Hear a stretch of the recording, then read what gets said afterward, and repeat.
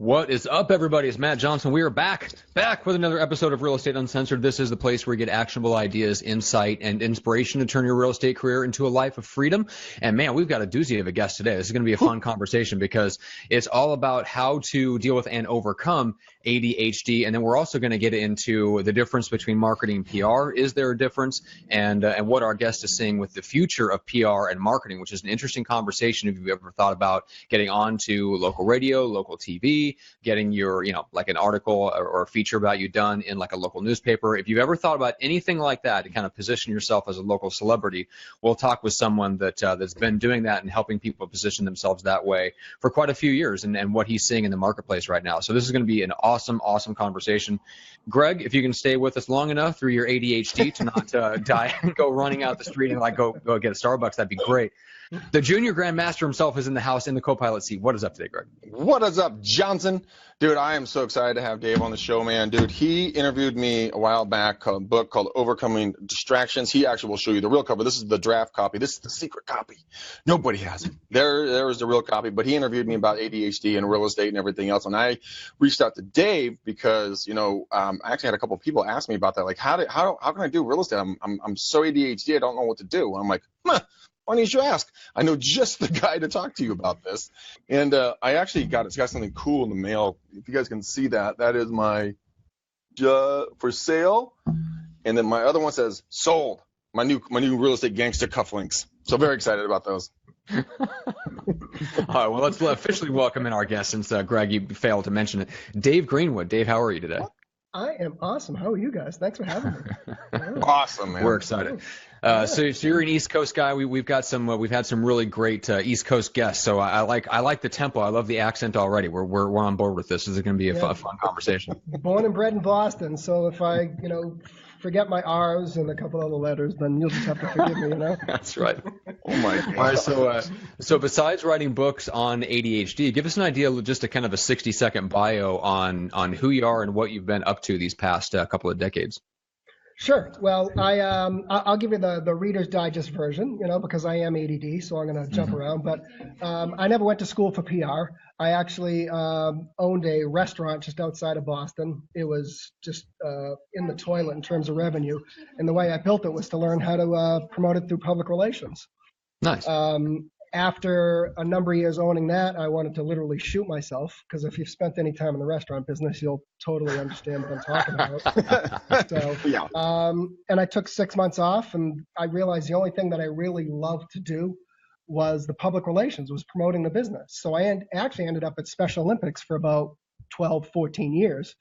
Worked on some local projects, national, and actually even some international projects as well. But at some point I decided after being promoted to vice president, having to raise $6 or $7 million a year, I decided I need to get back to PR. So that's when I opened up my firm back in 2005. And we opened up as a traditional PR firm. And then as we chatted offline about just the evolution of PR coming in from media and social media and everything else, that's where we've been. So. And we're here today. Cool. Yeah. So you got kind of a similar path a little bit to Gary Vaynerchuk, except he did it with social media. But you essentially started with a real local business and a real problem that needed to be solved, which was your own problem. How do I make this freaking business grow? And you found the answer, or one of the answers to that problem. And then you essentially took that and started to realize that you enjoyed doing that more than the actual running of the core business. So hey, let's go make that my core business. Yeah, and I think you see a lot of people do that. And especially, and we'll talk about the other book, but I think you see a lot of people who take something from one career and launch into a new career. And that's what I did. Exactly what I did. I found a slice of it that at the end of the day, I was tired of flipping grilled cheeses and cleaning up, whatever off the floor, and decided that, what, I gotta up my game here. So. Hey, that was not where you want to spend the rest of your days. Yeah. No. That is awesome. And that's the process of mastery. If you read Robert Greene's book Mastery, he talks about that. Like it takes a certain number of years to find some like slice of what you're doing that you want to go super deep on. Like that's how most people get to be a master in something. They don't know exactly what that is up front. They just start working And eventually you find some slice of it, some very small part that you're super passionate about and makes you want to go deeper into just that thing. And then because you're passionate about it, you put the work in and you put those 10,000 hours in, you become a master at that. And that's, I think that's something very important for the audience to realize is that's not something that just comes to you like right out of the gate. There's a lot of people in their late teens, early 20s going, I don't know what I'm supposed to do. Good. You're not supposed to at that age. Don't worry about it. Just get to work and you'll find that slice that will come to you. Yeah. Yeah. I mean, it wasn't so much, you see a TV camera show up to your event or your business, and it wasn't so much, oh my God, there's that famous reporter that I've always seen on TV. It was more that, wow, my efforts have paid off, and that I actually gave them something that they thought was newsworthy. So it wasn't about, being famous or being on TV. It was about, executing something that other people thought was important. So that's where I kind of got the thrill out of it. Something you're making a good point there is that for a while there, I was chasing down news cameras and reporters and like knocking on everyone's door going, hey, come over and look at what I'm doing. And then people are like, yeah, no, not so much. No. Then I realized you have to do something news or noteworthy for people to come to see you. So if you want to get the attention of the local media, if you want to get the attention of writers or whatever else, you got to step your game up to do something that's going to grab their attention for their viewership or readership or whatever else it is. So, I mean, it was something that was very, very interesting. And you're right. It was never like, oh my God, there's that celebrity reporter. No, it was more like, sweet, I made it. But you have to be able to, you have to go out there and make it. That's the difference. Right. And that's where I've seen a lot of people, like, they get all kind of gushy. It's like, oh my God, there's that guy I've seen on TV or that anchor. And that's the quickest way to crash and burn in terms of PR. I mean, you gotta respect the people. You gotta respect their profession. They're there to do a job. And if you're like, oh my God, he's so cool, I got to meet him, I got to shake his hand, then that's not, then you won't be asked back. Sure. And you might get a restraining order on you. I can see that happening quite quickly. But we were talking about that off air, the fact that, like, you're seeing that not a lot of people are being invited into newsrooms anymore as experts. No, and especially here in Boston. Boston is the 6th largest media market in the country. It might be 5 now, but you don't see a lot of in-studio guests anymore. And that was, as we talked about, one of my expertises was positioning people as experts. So I wasn't really the press release guy or, oh, let's shoot this press release out or that.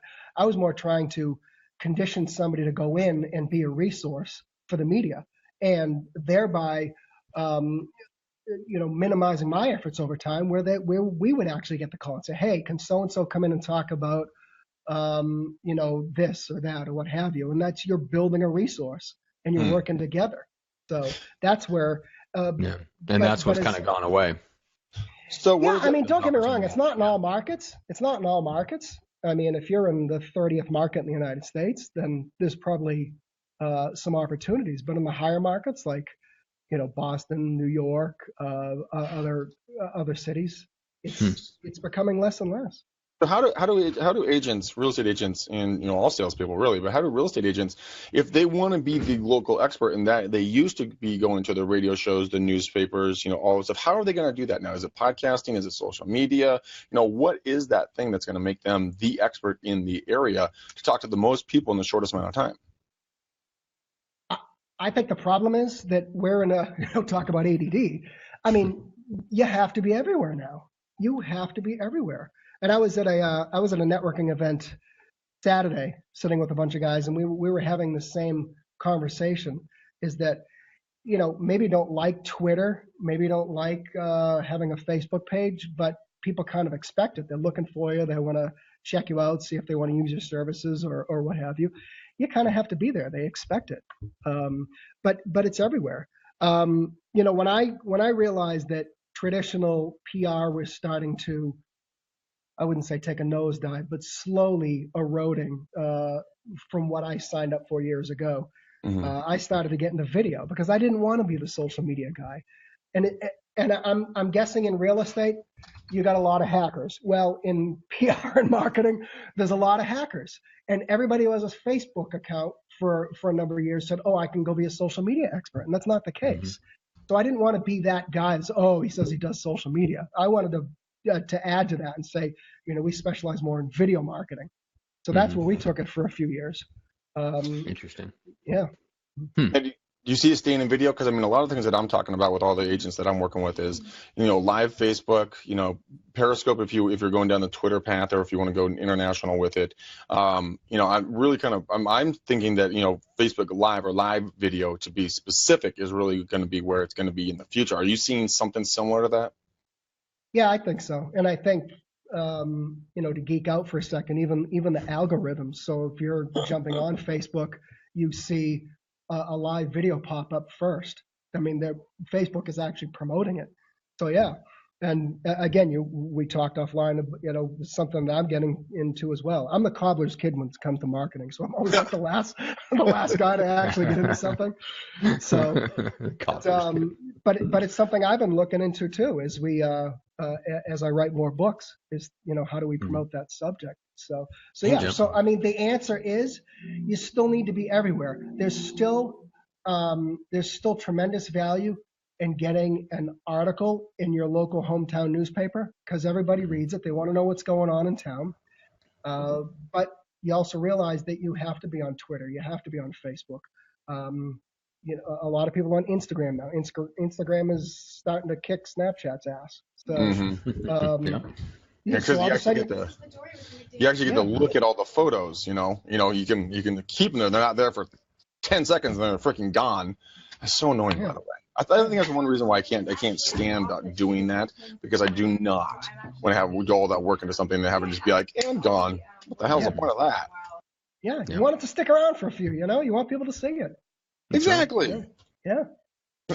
Well, let's talk. Speaking of the book, because obviously you're looking to position yourself as an expert, and I would love to hear about the genesis of the book and how that came about. But I mean, that's still one of the best ways. We're just talking with one of our buddies, Greg, the other day about this, and he was encouraging both of us to write a book. Like, he's going to help Greg put out his own book on how to get your home sold for top dollar and yada yada. He was telling me I need to write a book for my business, and he's absolutely right, because because you don't have as much access to those platforms, like you mentioned, Dave. Like, the TV studios aren't bringing in people as much anymore, so it's a little bit harder to get those outside indicators of success.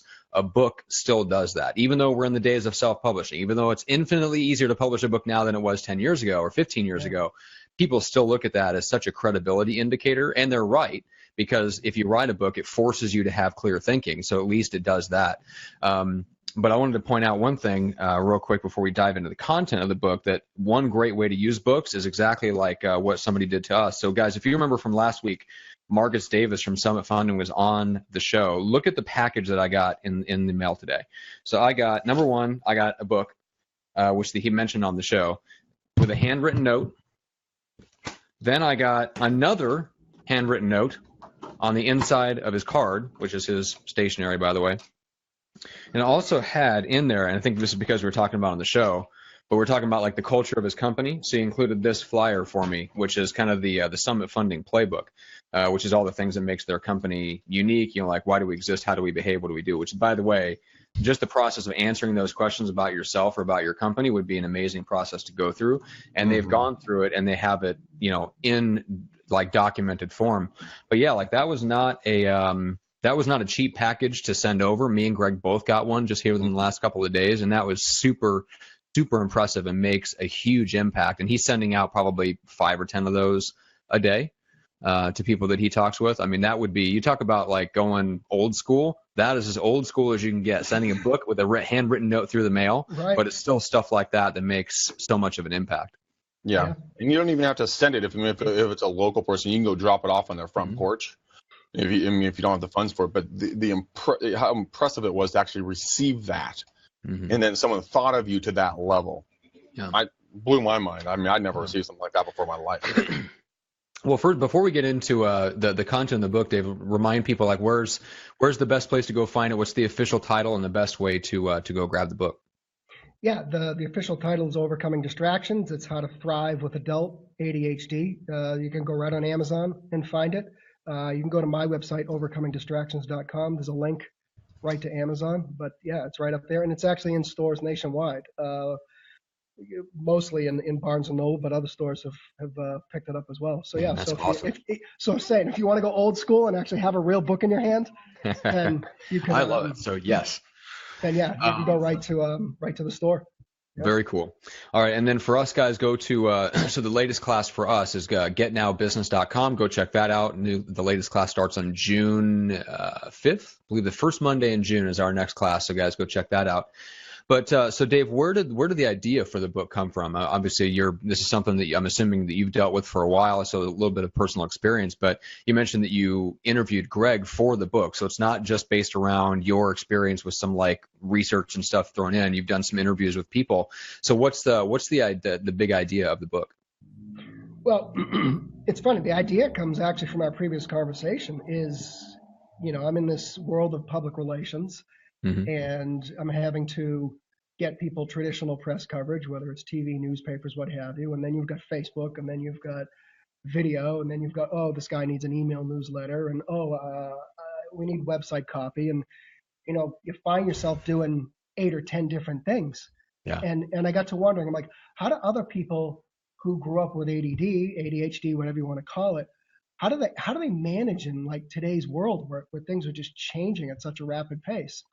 And I got the idea to write the book. So I wrote a couple chapters about my own personal story, which if you read it, it's somewhat humorous. I tried to keep it funny. I mean, I was a train wreck as a kid. I'm not gonna sugarcoat it. I was a complete train wreck.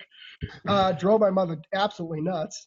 And then I put it down for a while. And then I actually got introduced to a publisher who actually liked the idea of looking at ADHD through the eyes of the entrepreneur and those in business. Because if they can figure out how to focus and build a business and overcome what could have been a really bad childhood or bad schooling or what have you, all those negative thoughts, then there's got to be something for even people without ADHD to learn. And that's where the book came in. And then they said, we need it in 2 weeks. And I was like, holy crap. I'm like, now what do I do?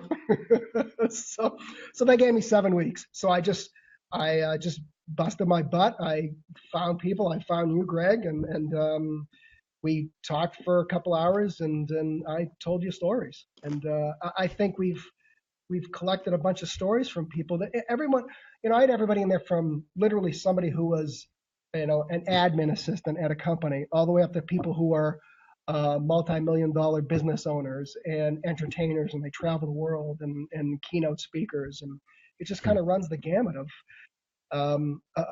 the personalities that we found. And I got some great advice. When it comes to ADHD and dyslexia and all the learning quote disabilities, they're not really disabilities. They're actually just different ways of operating. And so, what was one of the common trends that you saw maybe across majority, if not everyone, with ADHD in real estate? What were a couple of things that were attributes for them, versus not having ADHD? I think the positives were just the creativity. There were people that most people saw things at the 10,000 or the 30,000 foot level. Maybe they weren't good at executing. So if you've got say an ADD guy who's in real estate, maybe they're not good at the paperwork, but they're good at prospecting, making the sale, communicating very well with the client or the potential customer. And I found that as a common theme with everybody. Is actually, I'd have to say the most common theme is that successful people with ADHD focused on their strengths, they pushed off their weaknesses. That was the number one commonality in everybody interviewed. And if you look at it, people who built companies, whether they have ADD or not, that's what they do. They focus on the strengths, they stay in their lane, they do what they're good at, and they get the clutter out of their mind, because those things bog you down, they piss you off, they depress you. You got a year and a half worth of receipts behind you. Not that I do.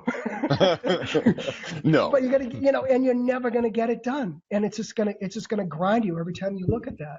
So stay in your lane, do what you're good at. For the new book, and we can chat about this when you want, but I just interviewed Brian Scudamore, who's the founder of 1-800-GOT-JUNK. That guy's ads. Yeah. I interviewed him for the second book, and he's really big on that. Just stay in your lane, do what you're good at. build a team under you, build partnerships with your team, and let them into your world. Let them understand who you are, what you're good at, and also what their role is in supporting the mission. You know what? That's something that's really, really important to the fact that, I mean, we always joke around about the fact that I do shove off a lot of paperwork and the back end stuff to Matt because he's much better at it than I am. And we were having a discussion. Matt and I are speaking in LA on June 6th. So if you guys are going to be down, we're throwing an event on June 6th in LA. And I was talking about this event company that I just hired for my own team that literally they do everything for me. All I have to do is just show up. And Matt and I were talking about it. I was driving home and Matt's like, so how much work do I have to do? I'm like, none, Matt. Absolutely none. He's like, no, seriously, Greg, how much work do I have to do? I'm like, none, Johnson. It's all taken care of. He's like, okay. Like totally questioning me right there. But it is true, though. Yeah. Well, that's because, Greg, you in your glorious ADD will commit to things because they sound good and they sound awesome, and then you're counting on me to kind of come behind you and actually do stuff. So I wanted to make sure that wasn't one of those times. But it's interesting, Dave, what you say about like focusing on your strengths and ignoring or shoring up your weaknesses, not by building up that skill set, but by partnering with people. That's exactly the decision I made earlier this year, because one of the things I was going to really, I at one point had decided, well, I really need to like dive in deep on like paid lead generation. I got to figure out Facebook ads and Google ads and stuff like that. I've tried many times, and I just realized that I'm horrible at it. I'm not passionate about it, and that part about not having the passion to learn will sabotage you when you're trying to learn something that's complex, because it's like your brain shuts off. So I'm like, all right, done with that. That's not going to work. I have to outsource it and find people that I can partner with, stay in my lane, do what I'm really good at, which it took me a while to figure out what those things were. But once I'd figured out what those things were and I can go deeper on those things, now I can chill out and I can relax and say, look, I have this super valuable thing to contribute. Now, what can I do for you that's in my lane that will get you to do what's in your lane for me? So we're partnering with like Gene Velpe to do some of our social media and run ads and things like that, because that's what he's good at. I'm not good at that part. So yeah, I mean, I love that, because that is so critically important. We get so much of this, like fix your strengths and need to learn all these skills and stuff like that. But the people that make the most money in the world don't do that. No. And that's why we actually procrastinate, whether you're ADD or not. And at the core, I actually interviewed a guy by the name of Dr. Timothy Pischel. He actually wrote a book on procrastination, which I actually highly recommend. Now, I will share with you that I actually thought this interview was going to be very dry. It was actually one of the most fascinating interviews I did. But at the core of procrastination is we don't do something because it doesn't feel good. And procrastination isn't a time management issue. It's an emotional coping strategy. So my point is, if we don't like to do something, or we're not clear on a project, or we just hate it, we hate paperwork, we hate trying to figure out the Facebook ads, what have you, we're not going to do it because it actually doesn't feel good, and we'll just continue to push those things off. Oh yeah, absolutely, 100%. I mean, I know what I'm really good at, I know what I'm really not good at it, and that's like when you and I did the talking. People ask me all the time, Greg, how do you do everything that you do? And I said, I have teams. I have phenomenal teams around at every point. We have Leslie, who's our show producer. She takes a lot of burden off of both me and Matt on multiple different projects that we're running, and she does a great job at it, has great input. So we rely on, I literally don't second guess her at all. I just say, I trust your opinion, go. She does editing of my live calling sessions, and then we post them. Eileen gave birth to her twins today, 2 baby boys today, very healthy. So we're good to go there. But Eileen's another huge support system that she runs a lot of the real estate side behind us. Gene Velpe handles all the social media. And then, this event company handles all the events for me. So basically, I just show up at the events. I give Gene grabs all the video content and makes little stuff for both me and our team and for the podcast. Leslie takes and works with Gene on all of that on that side. And then the event guys just make the events happen. I mean, it's just, and then Matt and I just show up where we need to go and hang out and do the things that we're really good at. And it's imperative that you figure out what you're good at. And like you said, stay in your lane. Don't drift. If you drift, you're going to start pissing people off. Eileen gets literally pissed at me if I try to like over second guess her or double check with her. I'm like, I'm just going to mind my damn business. You know what? I pay her, but I work for her. She says, Greg, be there at 11. I'm like, I'm there. 11:56. I mean, 10:56. That's great that you have somebody like that can actually, take charge. And instead of you having to tell them every little thing to do, because that's exhausting as well. If you have somebody that's that good that can just say, Greg, sit down, go away, let me do it, that's gold. It is gold. And people always ask, well, how do I find someone like that? I'm like, it takes time, and you hire fast, and you fire quicker. I mean, make sure the person's in the right seat on the bus. Otherwise, being ADHD, I'm going to run around like a chicken with my head cut off and not get shit done. I mean, I was telling them, I got piles everywhere around me right now. It's like I'm literally sitting in my own hobbit cave because there are things that should be getting done, but it didn't get done, and so they're stacking up everywhere. It's very annoying, and I need to learn how to do that. But I can't tell Eileen to do anything. She's in a recovery room right now after having 2 twins. Yeah. So Matt, it's on you, buddy. All on you. Yeah, great, fantastic. Somebody's got to do it. We're all 3,000 miles away, so. Yeah, exactly. Thank God. I'm going to go into my hole and hide. I'm never going to answer the phone for the next 48 hours. But so Matt I have a theory. The address today. So I have a theory for yeah. Well, that's happened more times than you know.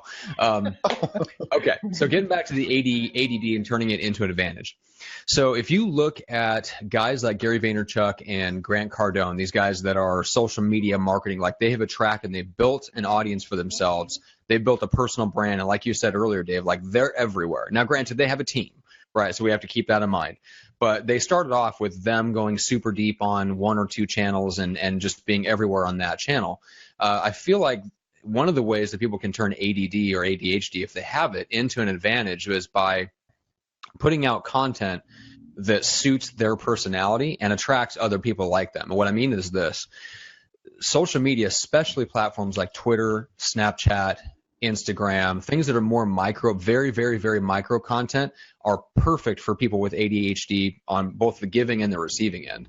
Now, if you're like me and you don't have ADD, then we gravitate more towards long form content. We want to listen to the hour-long podcast. We want to pick up a physical book and we want to read the whole thing, right? Because that's what we're comfortable. That's the zone that we live in. So, Dave, does that kind of resonate with what you've seen and the people that you've interviewed, that those people, if you have ADD, you more easily gravitate towards that type of social media and have a chance to be much more successful at that than someone like me who would rather do something long form? I mean, I'm not sure I totally agree with that. I mean, I think there's sometimes I'd rather read the blog than watch the video, which is strange. I'd rather actually just kind of see it. Yeah. Sometimes I'd rather I want to see those 4 or 5 bullet points, 10 tips to do whatever. Sometimes I just want to scroll through it. I want to get the bold and I want to get out of there. So the ADHD can actually make you read rather than sit through a video. That I believe. I 100% identify with that. Well, yeah. I just want to do the cliff notes, Yeah, exactly. So I don't want to sit through a 3 or 4 minute video. Oh my God. But I Sorry, think, Greg. And then I think on the production side, I think it's the same thing. There are people like me that actually love to write. Once I start writing, forget it. I mean, the phone will ring and I won't. Like that gets you in the zone? Oh yeah. I mean, That's interesting. I could just I could. That'd be like torture chamber for Greg. I might as well just stick bamboo shoots under his fingertips. I would rather have bamboo shoots underneath my fingernails than tell me to sit down and write. I like writing a 2-line email is like, no. Yeah. But you know what? That's painful to me. But when I start to dig in, or writing a book, or I got to write an article, or ghostwrite an article for a client, I mean, I get in the zone. I get in a groove, and I just can't stop. And all of a sudden, I'm like over the word count, and I got to trim it back. But I think to each its own. I mean, when it comes to the production, yeah, I think maybe you're right. Is that maybe it's simpler for somebody that can't stay focused to maybe bang out a few photos on Instagram or some captions or different things like that. Maybe they can fire up their video camera and just bang out a couple quick videos that, something like that. Maybe they're not into actually shooting a real big production and having to edit the thing and what have you. Maybe that's not their thing. But again, I think we're all different. And that's what I found in the book. I interviewed people like Greg. I interviewed entertainers that all they do is keynote. And then I interviewed a woman who runs an accounting firm. Now, you would think accounting and ADD, this just totally wouldn't go together, but it does. So I think, again, we're all just individuals. We all have our own kind of different form of ADD. So Yeah, we really do. And I mean, like I said before, I mean, so many people. I mean, we have Walter on the call with us right now on the show with us. He's a younger guy. He has ADHD as well. He had for a long time. You know, people always tell us that they're disabilities, when in reality they're abilities, not disabilities, because we just learn differently. Right, so you do things differently than everybody else out there. So if you don't, so like for me, writing an article, shoot me in the head twice and call it a day. yeah. But for me, going on video and doing something like that, I love it because that's where I thrive. That's where I can really communicate. That's my strength. I think that, you know, if you were to tell an agent or someone who has ADHD for the first time, when they're like, "Oh my God, I'm seriously fucked. No, I can't communicate like the rest of the world," what would you tell them? You know, right up front. I mean, besides like, it's okay, you know, you'll make it. But I mean, what do you say to these people? What vertical would you tell them to go to start, you know, understanding that it's okay? I mean, obviously read your book, that's natural. But what's another one that do you have another place you would send them to, kind of like therapy? I think they just need to kind of sit back and yeah, I mean, an ADHD coach is a great asset for someone with ADD. Any type of coach. It doesn't have to be an ADHD coach. However, I think I probably interviewed 5 or 6 ADHD coaches. They get you, and you know, maybe you do a weekly call, and you get to your weekly call, and you didn't do what you said you were going to do. Instead of beating you up, they try and figure out why you didn't do what you did. So I think somebody who's kind of maybe lost their focus, lost their place, I think a coach is a great place. Now I have a business coach. He's not an ADHD coach, but he gets me. So, and we work very well together. So I think that's a great place. But I think also going through the process with that coach or that mentor of, you know, maybe this career isn't for me, or maybe there are parts of this career that I just don't like. I hate picking up the phone. I hate cold calling. Things like that. You know, but maybe I'm good at going out and networking and just meeting people face to face at Chamber of Commerce events or what have you. I think you just kind of need to do kind of a deep assessment. Sometimes it can take a long time. You know, I'll share with you that I'm in this place where, you know, I'm running a PR firm. I'm doing everything from still getting people traditional press. I still have my video clients that we do. We do everything from weekly videos for clients all the way up to corporate videos. And now I've written 1 book and I'm writing 2 more books this year.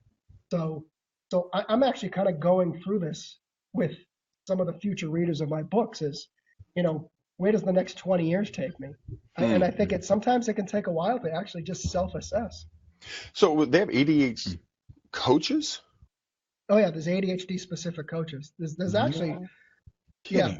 And if you grab the book, you find there's 5 or 6 of them that are actually very good. There's actually ones that actually are specific to career coaching with ADHD. So if you get to, say, you're 50 years old and you're like, my job sucks, I can't do this anymore, they'll walk you through the process. So yeah. So, and you know what's funny? Well, not funny, but interesting is I think all the ADHD coaches I interviewed actually had ADHD themselves. Yeah. So they're living in your world. Yeah. Well, you mentioned something really good there. That's a good takeaway for anybody. But if you're in leadership, you mentioned like instead of harping on someone when they don't get something done, you look at, okay, well, the first question is, okay, well, why? Let's examine that and see why you didn't get that done. And you mentioned earlier just that procrastination it's an emotional coping mechanism. Like those 2 things together, those are 2 incredible takeaways from this podcast. But if you're in any type of leadership position, or even if you're in the position of employing a virtual assistant or an assistant like on your team, whatever the case is, that is a very, very good approach, which is when somebody doesn't get something done, the first response shouldn't be, oh, we're crying out like, what is going on? Like, what's the matter with you? The first question should be, okay, let's look at and find out why. Well, is it a time management issue? Truly? Is it just that did I not set the right priorities? And I was expecting you to get these 5 things done, and you did these other 5 things over here. Like that's an issue. Yeah.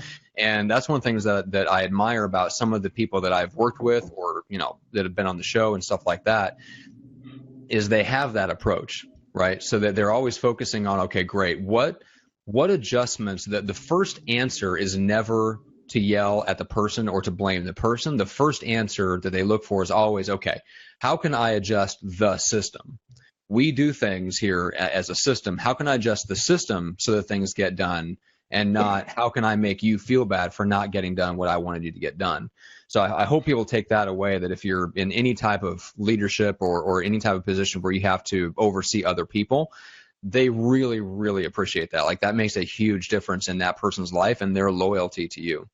Yeah, and I think there is a philosophy, and I think I've experienced this too, where procrastination sometimes isn't that bad. Sometimes you just need time to think something through, and you come up with a better way of doing something, or you realize, you know what, that isn't going to generate revenue. It took me 2 weeks to sit there on my deck and daydream, or just kind of put this thing through my head. But you know what? That isn't going to make me money. So I procrastinated for good reason, because that thing probably would have run me into the ground. You know? Actually, it's funny that you mentioned that, because Glenn Twiddle, who's watching the show, I don't know if he's still with us, but he dipped in here briefly. We had him on the show a week and a half ago or so. But Glenn started off cold calling, and then started to procrastinate on cold calling, because he's like, oh my God, this is horrible. I have to procrastinate on this, and please let me go find out another way to do this. And of course he found it, because there's plenty of ways to grow your business that don't involve that. That's what our whole class right now that we're giving is all about. But yeah, absolutely. Like, if you're procrastinating on something, or if you have that urge, maybe you need to, because the worst thing you could do, like Chris Angel was talking about on the show before, the worst thing you can do is build your entire business on something you hate to do. Mm-hmm. Yep. So guys, I mean, when it comes to the whole procrastination thing, I want to get something really clear. Procrastination can be very healthy for your mind and your body as well. When you're reading the Psycho-Cybernetics book, we're talking about the fact that Thomas Edison was renowned for his cat naps throughout the day. He would think about something really, really hard, go take a break, aka procrastinate, and then the way your brain works, it'll kind of rise to the top, and you'll be able to answer these questions. So if you're having a problem with something, don't view it as like, fuck, I'm procrastinating again, I'm going to yell that.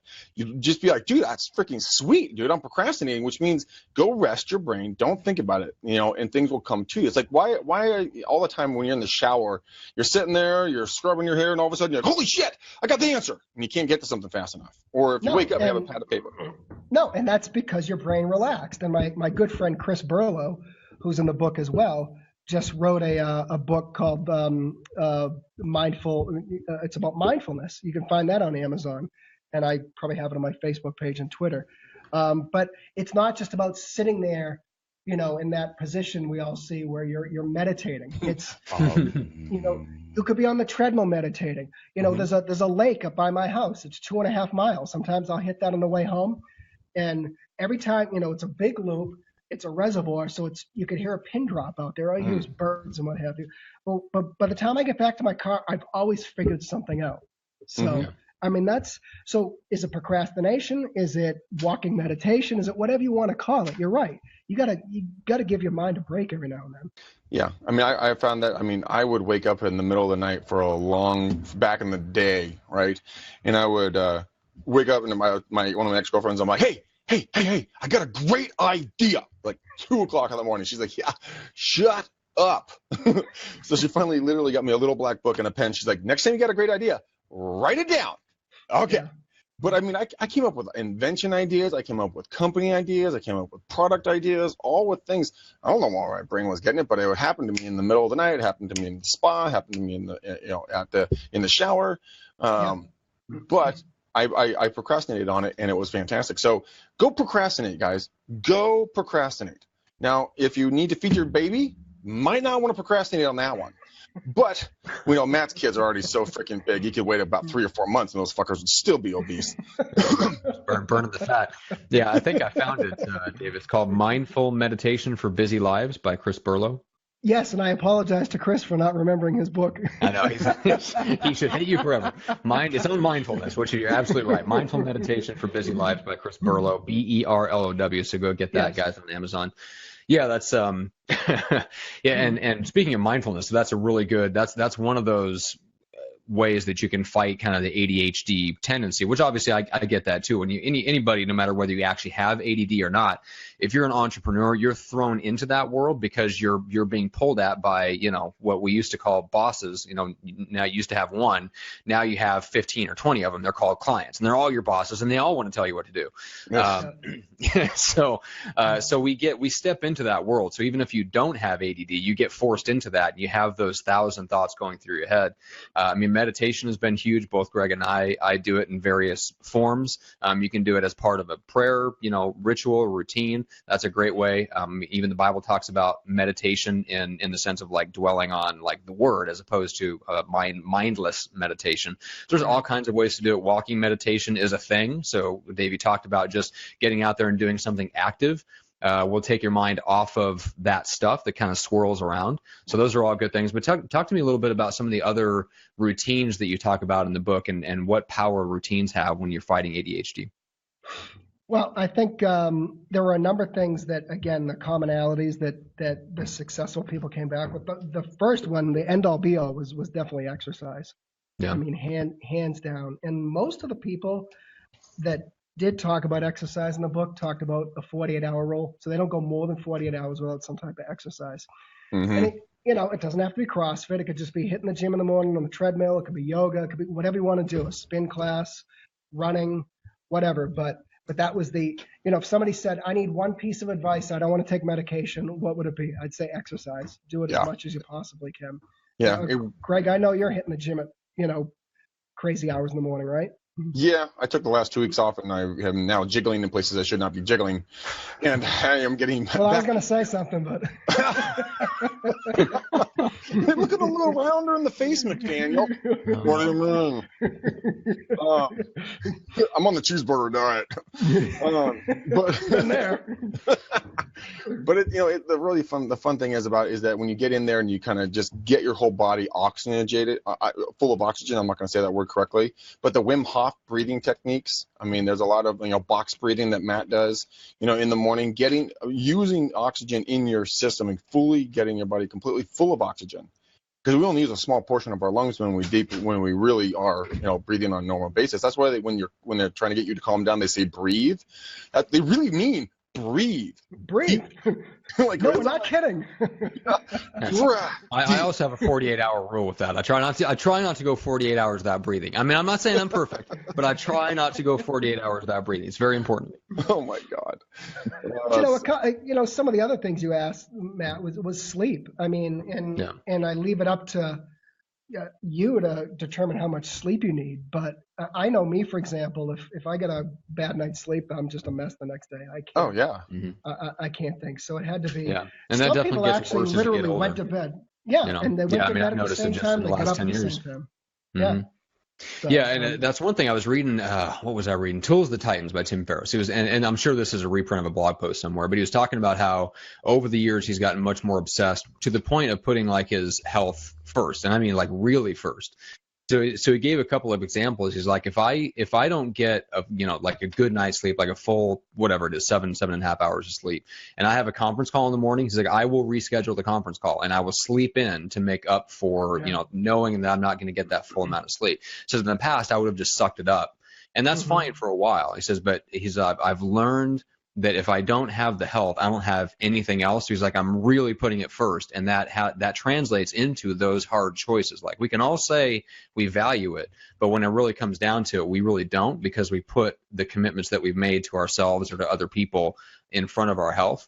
So that was an interesting challenge. I'm not ready to go quite that militant with it, but I can see getting to the point, late 40s, early 40s, or something like that. I can see making that choice just for pure survival, like just to be productive still and to be on top of my game, because it's getting to the point where I don't know that I can be on top of my game anymore with less than 6 hours of sleep, because you start to feel like the brain fog, all those side effects that you think don't make a difference, that you power through, but they really do. And does that conference call need to happen today, or could it wait 3 days and get a better result by you showing up in better health?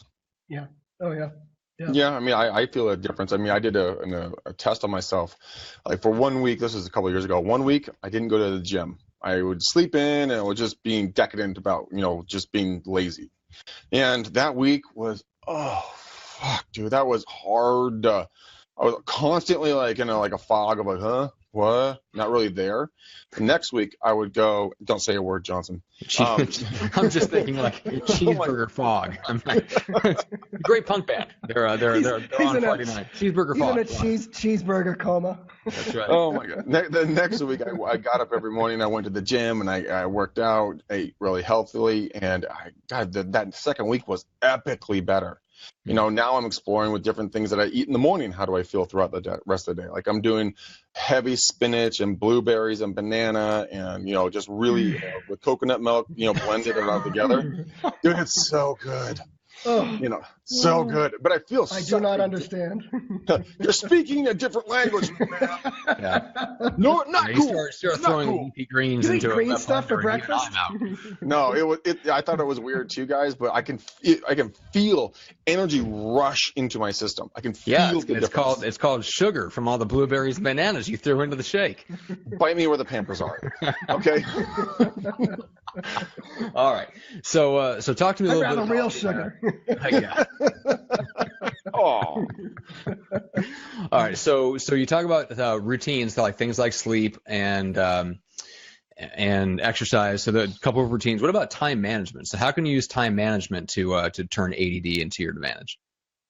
Time management huge, and it's funny. I saw a survey. It happened about, I think it was 6 or 7 years ago. And I don't know whether you guys ever saw this, but there's a couple of researchers researched the court system in Israel, and they were researching the judges that were responsible for giving parole to inmates.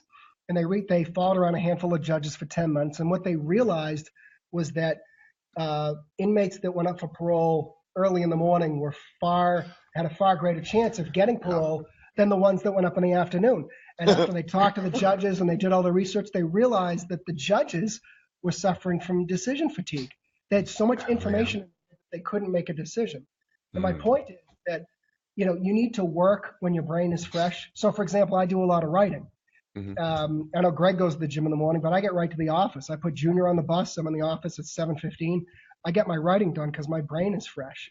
But I think you need to manage the ups and downs of your day. If you're going to try and write something at 2 a.m, that's not going to happen. No, So unless that's you, unless you're the Tim Ferriss type, that's when you work best. Ugh, no way. Well, that's the thing, and that's why I say you need to manage your own. I get emails from people at 2 a.m. I mean, they're either ADD and can't sleep, or that's just when they work best. But I think you need to again self-assess and realize when can I be most productive? When can I churn out a ton of work? And that's when I got to be in the office. That's when I need to lock the door. That's when I need to tell my people that I'm not available. And that's when you need to just blast it out. So do you think I think that. Do you think like the Mexican culture maybe has been getting it right for this entire time while taking a siesta, in the middle of the day, kind of resting the brain, relaxing, and then going back at it, hard charging and finishing out the day strong? I mean, the American culture is so just like, you got to push all day long at 1,000 miles an hour. If you don't, you're a slacker and a loser and everything else. The Hispanic culture, I mean, they're just like, yeah, fuck you, dude. I'm taking a nap, and you do whatever you do. I'll be back at 1. No, and every time I go over to England with my brother and father, you're in a pub at noon, and there's all these guys in really nice suits, and they just walked out of a brokerage firm, and they're pounding like 3 pints, and they go back to work. So is that their nap? I don't know, but something to be said for breaking up your day. I knew I worked in the wrong country. Damn it. Well, speaking of Brits, I mean, it was when Winston Churchill took a nap every afternoon, all the way during World War II. I don't know if you ever heard that, but he would. I mean, we're talking about like a full on, like a bath and then a nap, putting on the pajamas and taking a nap. Yeah, it seemed to work out pretty well for him. Mm-hmm. So we're going to start scheduling naps every day. Everyone who's ADHD or wants to be inducted into the ADHD club, you have now been cleared for naps. You can just tell them to yell at Matt in case they have any problems. That's right. He gave the green light. We're on the Winston Churchill productivity plan. I think I'm going to do that. Like the ADHD nap diet should be my next book. Yeah, that's right. Awesome. The nap diet. Hey, I will be your subject. We will run a test for 6 or 7 years and see how it works. This was a long project, but it's done. That's right. Oh my gosh. Oh, okay, man. let's do That's that. funny. All right. So let's turn real quick. A couple of selfish questions for you, Dave, just on the book writing and the publishing process and stuff. So you mentioned that you the company gave you a couple weeks and you freak out, and then you got 7 weeks, and you kind of talked a little bit about your writing routine as far as when you work best. What was that process like of hooking up with the publisher, and what's your experience been just putting out the book that way? Well, you have to write a proposal, and sometimes you can Google the format of the proposal, but it's basically in a business book or something that's nonfiction, you would you'd write a chapter or two, you'd put your bio, you'd put why you have the credibility to write the book, you'd write how you're going to market it, those types of things, and then you would submit to the publisher. Some publishers don't take unsolicited manuscripts, but a lot of publishers, you just go right on the website and it says, do you have an idea for a book? And you go through the process. I will tell you that traditional publishing and self-publishing are very different. So, I mean, you can self-publish a book and crank that out in your own time. You can have it up on Amazon in a day. So the traditional publishing route takes a little more time, but you also get resources with that as well. You get an editor, you get a copy editor. They design the cover for you. They do all the stuff that we don't want to do, like copyright the book for you, all those things. And then they get the distribution, which for somebody who's self-publishing, that's hard to do. You'd literally have to knock on 4,000 bookstores. So, yeah, so you mentioned that your book is in Barnes & Noble and all that, and then the other stores, like all that came as a package with your being published with the guys that you're with. Yeah, and then they put the book in a catalog. So if there's other independent bookstores that want to pick it up, then they buy it out of the catalog. Yeah, so cool. Very but cool. It's a lot longer process. I'm writing the next ADHD book is more of a career manual for people who maybe they're high school, college, maybe they're my age, they're 50 and they decide they don't like their career anymore. So it's going to walk them through how to either identify a career or go through the process of changing a career. I'm writing that book now. It's not going to be out till January, so it's a long process. To do that. And then what's the end goal for you? Are you using the books to leverage into speaking engagements? Do you want to speak, or do you want to just speak locally?